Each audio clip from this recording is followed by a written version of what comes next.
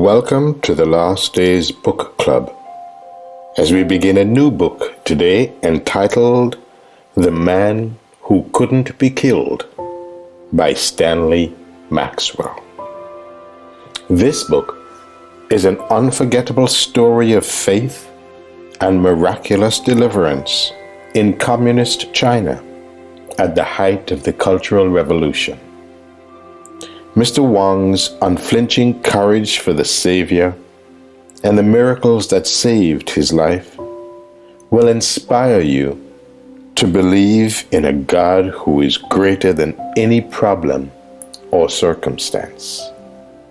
The author, Stanley Maxwell, is the grandson of Arthur Maxwell, the well-known author of the Uncle Arthur Bible stories, and the son of C. Mervyn Maxwell, speaker and author of many books, including The Amazing Prophecies of Daniel.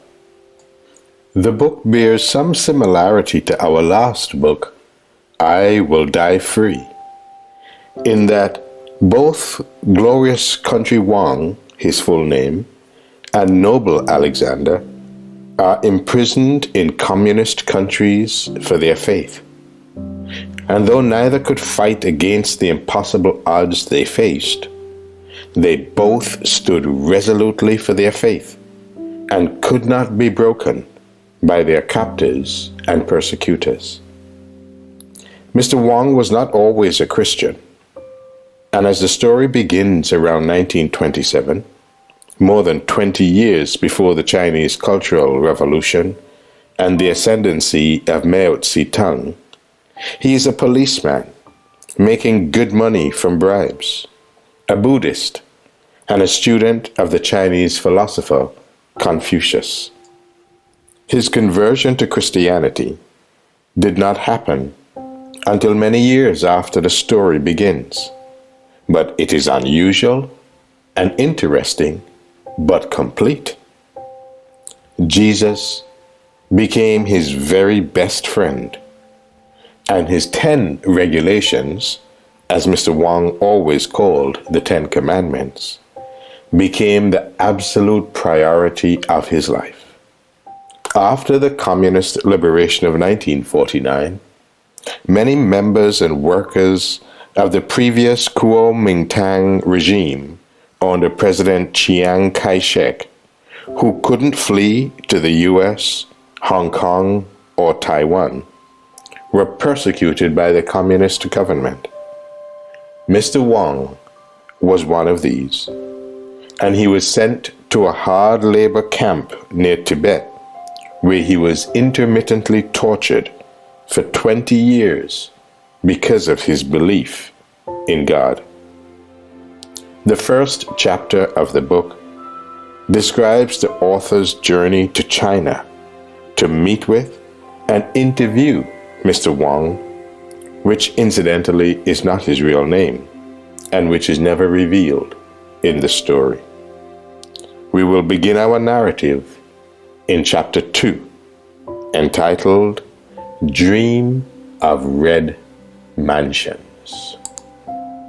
So, our narrative begins.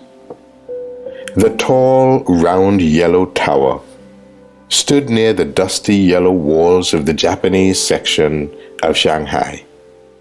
Here, Glorious Country Wang worked on the police force, guarding the beat around a clothing factory and the living quarters of its workers.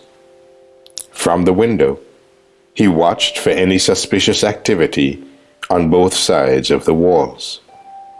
Bored by his monotonous job, Mr. Wang looked forward to giving his wife the surprise he had in his pocket. When his shift ended, he climbed down the circling staircase and hurried through rows of gray brick 3-story apartment complexes within the walls of the compound. Passing a Japanese garden in a courtyard, he bounded up 3 flights of wooden stairs, ducked under clothes hanging on bamboo poles, opened the first door to his right, and entered the hallway, calling, "Lou, I've come already. Where are you?" "In the kitchen," his wife called. Lou was squatting on the floor, wringing out laundry. She looked up at him. "I bought tickets to the opera." Mr. Wang flashed a charming smile, which lighted up his face. His wife stood up, and wringing out a pair of pants, the water rippled through the cloth before falling into the basin. "When's the show?" "Tonight, 2 hours from now." She threw him a dirty look as she twisted the pants again, spraying out beads of water, then draped them over the kitchen windowsill. "Tonight? I can't do that. I'm in the middle of doing laundry. Whatever will I wear?" "Wear whatever you like." Hurriedly, his wife squeezed out a shirt and laid it with other wet clothes that she carried outside and hung over bamboo poles. Pulling some dry clothes off other bamboo poles, she returned inside and disappeared into their bedroom down the hall. Within moments, she reappeared, dressed and ready to go. Together they left the compound and walked through the bustling streets of Shanghai to the opera building. Flanking its 7 doorways, posters depicted the singers in that evening's show, The Dream of Red Mansions. The story, based on a Chinese classic, glorified the decadent life of the wealthy who lived during the Chiang dynasty before the nationalist revolution of 1913 and the rise of Chiang Kai-shek and his Kuomintang army. Eager ticket holders shoved against each other, trying to be the first through the door. Mr. Wang reached his hand over several heads, hoping his ticket would be taken prior to others. It was. Once inside, they pressed through the dimly lighted lobby. He escorted his wife down the middle aisle of the opera house to a pair of empty seats near the front, close enough to the stage that the couple could easily distinguish the features of each actress. The opera began with the twang of a chord, the beat of a drum, and the entrance of a dancer deftly leaping across the stage in rhythm with the music. Her face, painted with an orange, green, and black mask, made her look like a favored princess. Her long, flowing white robe swept the floor. Another actress, not as attractive, joined her. An operatic quarrel ensued between the two, ended with shrill singing. Their wailing notes pierced the ceiling and thrilled the audience. Mr. Wang didn't hear the music. His mind focused on the princess-like face of the first actress, her round almond eyes and double eyelids, her thick eyebrows and eyelashes, and her lovely white skin. He loved the contours of her figure and her dark brown hair, which fell elegantly onto her shoulders. Her every move was the material of poetry. He wanted her for himself. But he worried. Was she already married? A beauty like her probably had any number of suitors. His mind flashed back to 1927, long before he had become a police officer. He was almost 20 when he had stood under a bridge contemplating suicide. He had recently moved to Shanghai from Anhui province, but had been unable to find work. Before he had left Anhui, his mother had admonished him to bring honor to his ancestors. When a pickpocket in Shanghai stole all his cash. He felt he had failed the family name. Rather than starve to death, he decided to end his life in a watery grave. Lacking the courage to jump, he'd hid in a corner and wept. Another man, camping under the Whampoa River Bridge, saw him. "Come," the stranger said. "Look at this newspaper clipping. You look like a person who'd qualify for this ad for policemen." "But I've had no experience, and my education is limited," Mr. Wong said. "I'm afraid I'd never pass their rigorous entrance exam." His new friend pooh-poohed his excuse with, "A man of your height and build is perfect for the police force. Let's apply together." Because of his good looks, large physique, and winning personality, Mr. Wong got the job. Later, his outward appearance and inward discipline brought rapid promotions to a rank where he could demand bribes, which made him wealthy.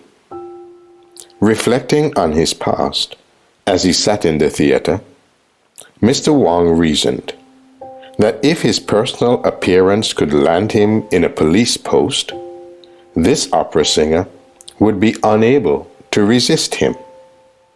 Unlike his unexpressive countrymen, Mr. Wong knew his face expressed a wide range of emotions.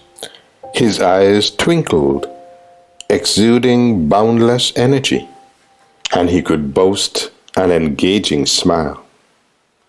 Though most Chinese shied away from talking to strangers unless first spoken to, he delighted in striking up conversations with people he didn't know. Besides, he could attend the opera, a privilege only the rich could enjoy in freewheeling Shanghai. He also knew that entertainers felt inadequate and needed patrons, for people looked down on them as slaves. A proposal of marriage from him could provide the security she desired. Surely this packet of assets would prove irresistible to this new idol on the stage. Then he remembered his wife. Though timid and soft-spoken, she too was attractive. With her round face, high-set oriental eyes, and faint eyeline, her features contrasted with the charming opera singer. Mr. Wong loved his wife and was proud to be her husband. He tipped his head so he could speak into her ear. "Lou, I think the singer is very pretty. What do you think?" "Which one?" "The one in white," Mr. Wong replied, his eyes riveted on the actress's face. "Yes, she's pretty. Always quick acting and blunt," he whispered. "I think I want her for my second wife. Do you object?" Silence. Lou wanted to keep him for herself, but she whispered, "No, I don't mind, if she'll keep your eyes from looking at other women." Mr. Wong smiled, thinking his wife was very generous. She loved him deeply and only desired his happiness. Women are superior judges of character. In concern for her happiness, he proposed, "We don't know what this woman is like. She may be difficult for you to live with. If you like her, she'll be all right. Why don't I rent a hotel room in Suzhou for a few weeks? You two can live together without me. Afterward, tell me how you get along. If you fight a lot, then I won't marry her. But if you like each other, I will." "That's good," his wife agreed. Mr. Wang paid no attention to the opera, thinking only of the singer in white. When the show ended, he pressed through the crowd, strode confidently up the steps of the stage, and ushered himself backstage, where he peeped into a few dressing rooms until he saw the pretty actress before a mirror rubbing off her makeup. "How are you?" he beamed. "I'm glorious Country Wang, and I think you're the most beautiful woman in the opera. So does my wife." "Thank you," she replied. "I am Su Wang. What can I do for you?" Mr. Wang shot straight to the point. "I want you to be my second wife." "Married to a handsome gentleman like you?" She looked Mr. Wang up and down, trying to read his character. Charmed by his clean white suit and muscular build, her eyes glowed with a combination of Chinese dollar signs and love at first sight.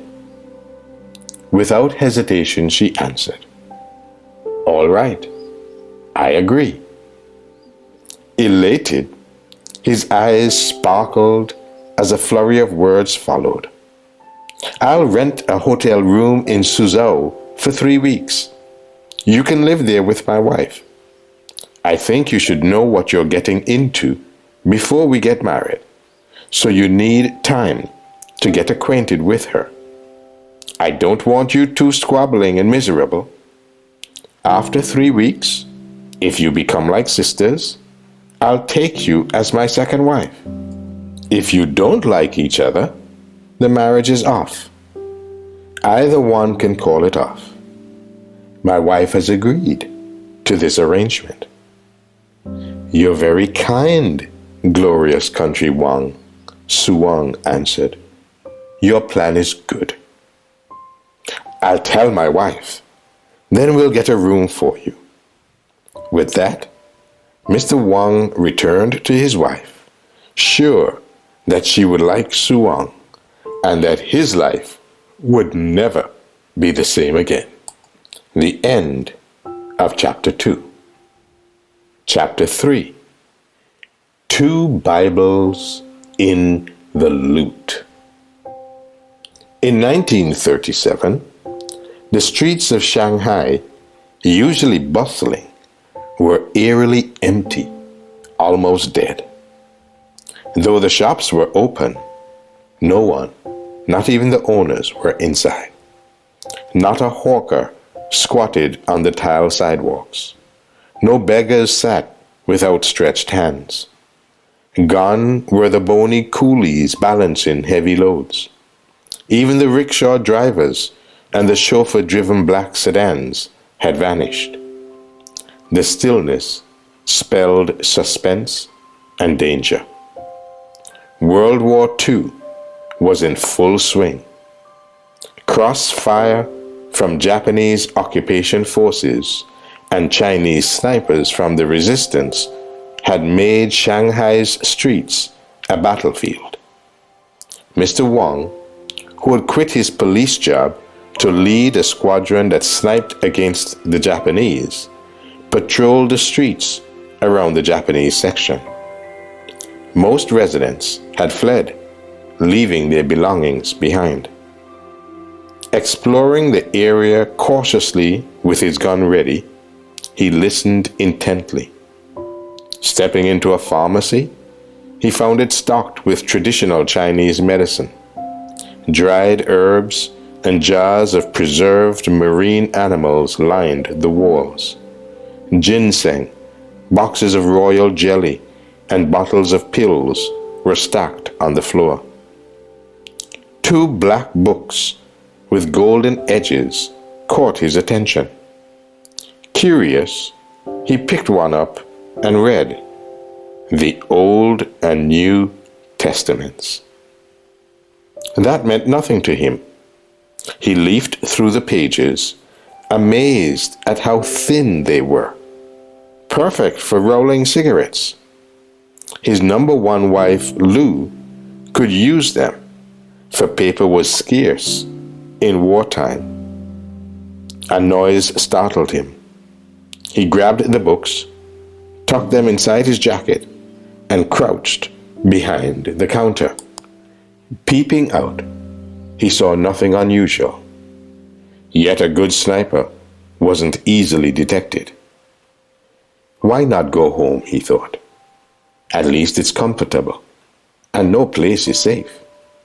He'd rather face danger in a familiar place than in the pharmacy. Standing up, he headed for the door, picking up a bottle of medicine as he left. Out on the deserted street, he saw several snipers like himself dash out of a store carrying armloads of loot. He smiled, knowing he wasn't the only one pillaging. Passing the familiar yellow walls of his compound, he came to the apartment complex that housed his two wives. He ran up the wooden stairs, eager to show Lou his surprise. "Way, Lou!" he called. "Way," she answered. He stepped down from the hall into the kitchen and found Lou steaming rice. "I've got something for you." "What is it?" He drew the books from under his jacket. "Look." "Books? Golden edges? That's nice." His wife began dicing vegetables and meat. "What's the title?" "Old and New Testaments." "Ayya!" she exclaimed. "That's the Christian book of the foreign devils. The wicked Western imperialists use it to help dominate our poor nation. It's filled with useless superstition. Are you sure you want to read that?" Mr. Wang laughed. "No, you don't understand. You don't need the book to read, nor do I." She poured oil in a wok and tossed in a handful of diced meat. "What do you want with a Christian book if you're not planning to read it and be a Christian?" "Look at the paper, Lou." Mr. Wang opened a book. "Fine quality. Perfect for you." "For me?" She dumped diced vegetables into her wok, stirring them into the sizzling meat. "Yes, you can use this paper for making shoe patterns." His wife smiled. "Old husband has good ideas in his head. Here I thought you wanted to become a Christian. Paper for shoe patterns costs a lot of money these days. I'll put the books under the bed." Weeks passed. The Japanese left Shanghai, and Mr. Wang got a job as supervisor policing the area around the Watung garment factory. Answering the door one day, Lou welcomed Ma Lizzie, one of the textile workers at the factory who'd stopped to visit. "May I have a shoe pattern?" he asked. "Come," she said, and he followed her into the main room. The room had a tatami mat on the floor and a paper-thin wall with a sliding door dividing the children's sleeping quarters from that of the parents. In the corner, her son Lee and daughter Mei Mei played near a large wooden bed. Lou reached under it, pulled out one of the testaments with the golden edges, and tore out 2 pages. She knelt down and placed the paper on the floor. "Stand on this, please." He obeyed. "Where'd you get the paper?" "Old husband brought it home. He found 2 books with golden edges and gave them to me." Lou traced his foot on the paper. "Lift up. Now put your other foot here." She pointed to the other page on the floor.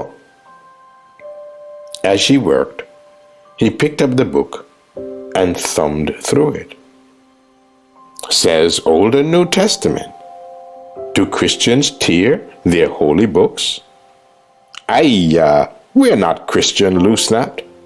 I wouldn't believe that foreign devil religion. We have the book only because I need paper. Due to war, paper's too expensive. The customer examined the texture of the pages. This paper's very good. You're right. Excellent paper. Best for making shoe patterns. Can you rip out another page and hand it to me? The door in the hall opened. Lu knew her husband had arrived. "Suong," he called, and Lu saw his look of disappointment when he saw her. "Lu, is Suong here?" Lu continued molding her shoe pattern into a paper sandal. She detected a storm brewing. Possibly silence would divert an argument. Ever since that night at the opera, when her husband had fallen for the opera singer, things hadn't been the same. In the hotel, she and Suong had eaten together, shared the same bed, told each other their favorite stories, and become fast friends. Suong, Lu called her little sister, was beautiful from her skin to her heart. After the marriage, Suong had kept her husband from chasing other women as Lu had hoped. Though Suong was his favorite wife, Lu had the status of first wife and had gained Suong as a mutual confidant, something her husband had never been. In many ways, life had improved. When Suong entered the family, her singing had brought increased wealth.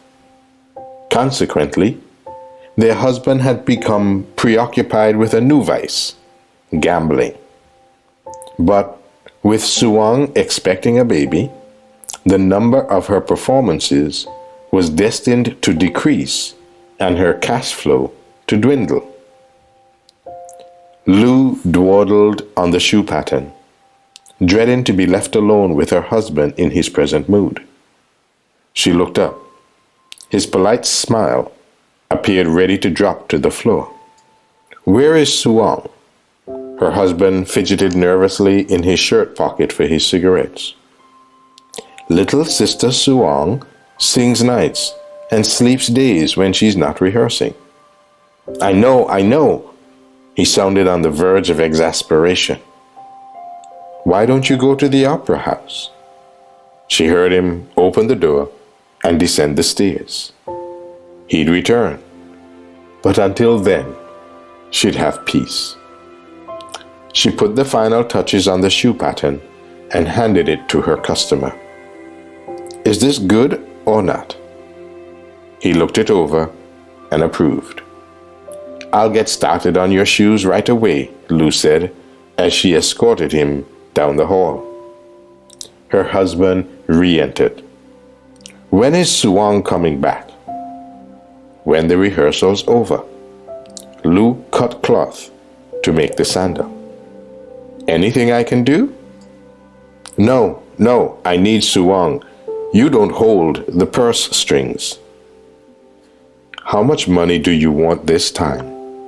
Lu started sewing the shoes. "Were you playing mahjong?" "I don't gamble at mahjong," her husband snapped. "I'm not good enough. I'm a champion Chinese chess player. No one can beat me at chess." Lu wondered why he needed money. After a moment, she ventured. "The end of the road for gamblers is a lonely place, filled with nothing but poverty. I'm a policeman married to a wealthy second wife. I need money for my status." He lighted another cigarette. "Poverty will never knock at my door. If I'm desperate for money, I'll demand higher bribes." Lu detested his arrogant pride. She poked the needle into the shoe and pulled the thread along. "Just because you're a policeman doesn't mean you're above the law." "Aye, ya woman! Mind your insolence. I won't be Cho. When her husband trumpeted Cho, he meant henpecked, outcast. I know what I'm doing, he yelled. If I want your advice, I'll ask for it. Knowing she'd said too much already, she sewed the shoes in silence, hoping her comments would germinate from seeds of thought into ideas of his own. Where is Suwang anyway? Her husband interrupted Lou's reverie. She should be home by now. She'll come. Whatever she's doing. Probably walking home. Why don't you go meet her? Because I'm here now and she should be here too. Just then, the door opened and Suwang pattered toward the living room. Mr. Wang smiled affectionately. It's Suwang. Suwang's here. He almost jumped up and down like a schoolboy. Lou felt hurt.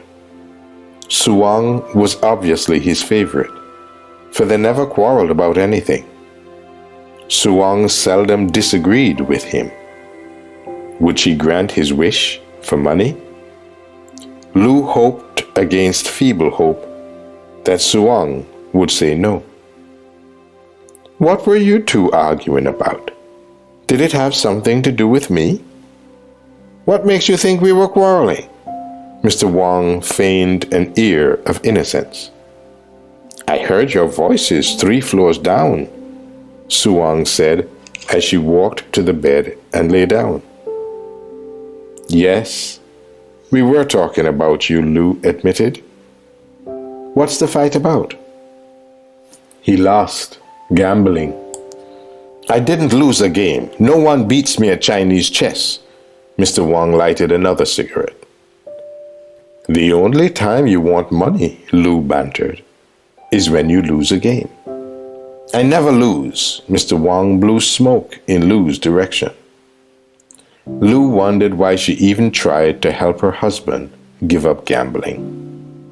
Suwang seemed to think that because money came easily, it should be spent freely. Didn't she know that as her belly grew, her time on stage would shrink? Lou wondered how Suwang would adjust when money became tight, or when her pretty face faded and she could no longer sing opera. If you didn't lose, why do you always want money? Excuse me, Suwang tried to outshout the other two. I don't understand. What's the problem?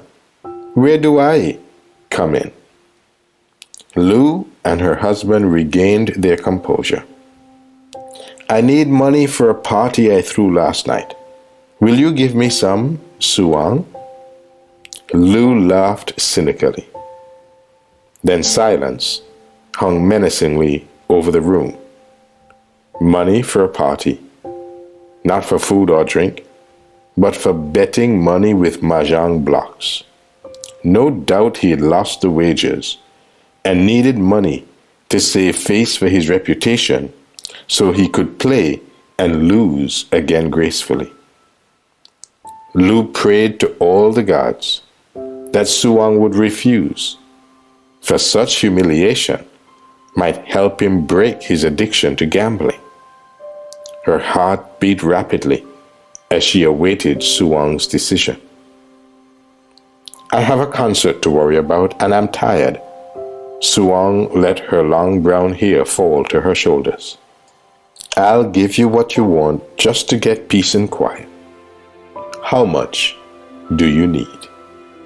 Lou felt sick again. Mr. Ma Lisi walked past the rows of black sewing machines with workers bowed before them, pushing cloth to the hungry needle. He'd finished his workday at the clothing factory and was on his way to Mr. Wang's house to pick up his new cloth shoes. Near the factory, he saw a large sign hanging from a red brick building advertising long distance study. Curious, He stepped inside, but found nobody there. Going down a long hall, he found a wall of closed doors. Suddenly, before he could knock, a door opened and a receptionist greeted him. She opened another door, led him into a classroom, and introduced him to an American missionary woman sitting behind a table. Speaking perfect Chinese, the American smiled. "Welcome to the Seventh-day Adventist Church." Slightly flustered, Ma Lizzie said, "I'd like to know about your long-distance study. What would I learn?" "We have 14 courses that help you learn about Old and New Testaments." "How do I take the courses?" The woman showed him a sample lesson. "We send you this material, you read it, answer the questions, and mail it back to us. After we have graded it, we send you the next lesson, and the whole process repeats itself. Have you any questions?" "No." "Would you like to sign up for the long-distance study?" The woman held out a pen for him. Ma Lizzie didn't want to study, for he was in a hurry to see his shoes. But he remembered the scriptures with golden edges Lou had grabbed from under her bed. An idea struck him that those testaments ought to be studied. Thinking the price would be high, he asked, "How much?" "It's absolutely free," the woman smiled. "Interested?" "Sure, why not, if it doesn't cost anything." But he had no intention of taking the course himself. Ma Lizzie took the pen and application form from the woman and filled out Glorious Country Wang's name and address. It was the perfect prank. Outside, as he headed down the street to pick up his new shoes, he chuckled to himself. What would Mr. Wang think when he started receiving a Bible correspondence course in the mail? The end of chapter 3 of The Man Who Couldn't Be Killed.